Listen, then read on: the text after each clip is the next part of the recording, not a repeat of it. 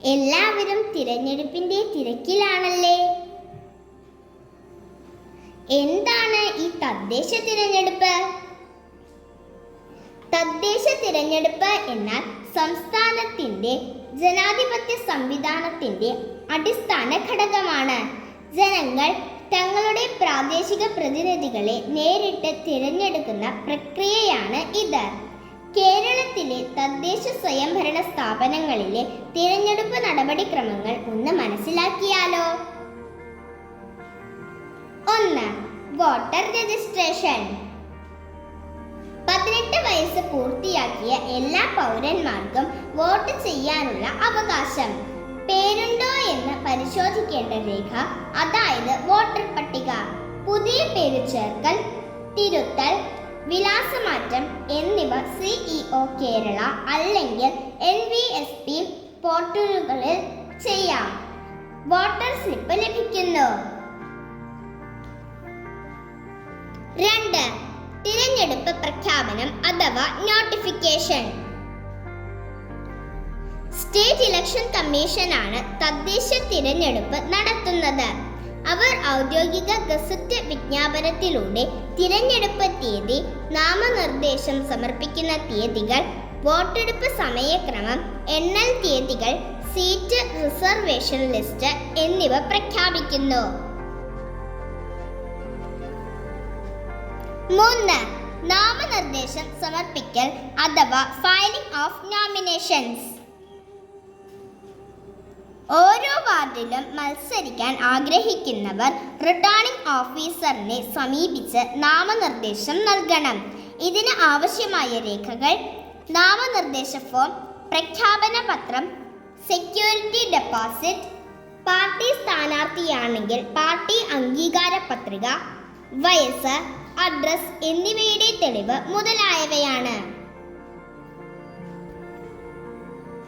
4. ശാസ്ത്രീയ പരിശോധന അഥവാ സ്ക്രൂട്ടിനി. അതായത് സമർപ്പിച്ച നാമനിർദ്ദേശങ്ങൾ റിട്ടേണിംഗ് ഓഫീസർ പരിശോധിക്കും. രേഖാപിഴവ്, അയോഗ്യത, നിയമവിരുദ്ധത എന്നിവയുള്ള പേരുകൾ തള്ളപ്പെടാം.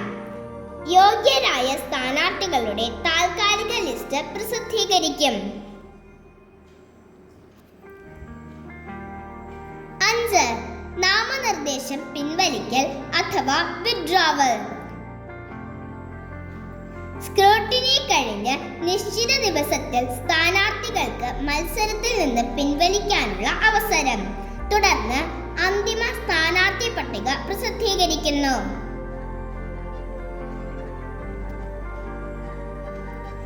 6. പ്രചാരണ പ്രവർത്തനങ്ങൾ. സ്ഥാനാർത്ഥികൾ വീടുകളിൽ സന്ദർശനം, പോസ്റ്റർ, ബാനർ, സോഷ്യൽ മീഡിയ പ്രചാരണം തുടങ്ങി വിവിധ രീതികളിൽ പ്രചാരണം നടത്തുന്നു. മോഡൽ കോഡ് ഓഫ് കണ്ടക്ട് പ്രാബല്യത്തിൽ വരും. ചെലവ് പരിധി പാലിക്കണം.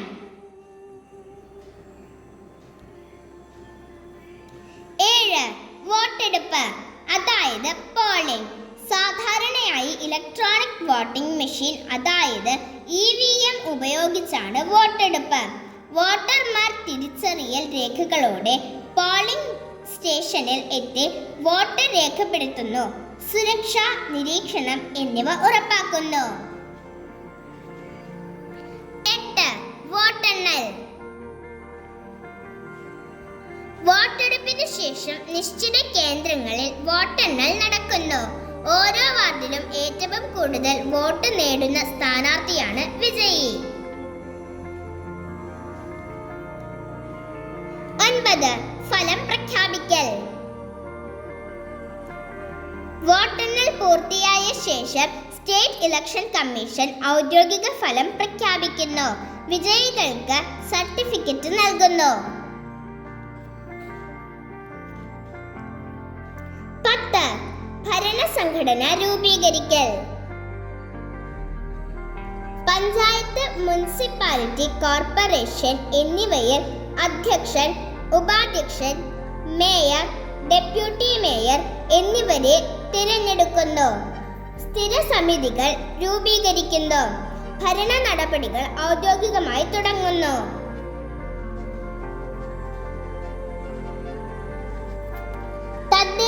സ്ഥാപനങ്ങളിലെ തിരഞ്ഞെടുപ്പ് ജനാധിപത്യത്തിന്റെ അടിത്തറയാണെന്ന് പറയാം.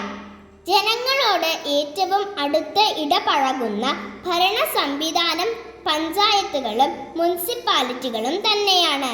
അതിനാൽ ഈ സ്ഥാപനങ്ങളിലേക്ക് ജനങ്ങൾ നേരിട്ട് പ്രതിനിധികളെ തിരഞ്ഞെടുക്കുന്നത് ജനാധിപത്യത്തെ കൂടുതൽ സജീവവും ശക്തവുമാക്കുന്നു.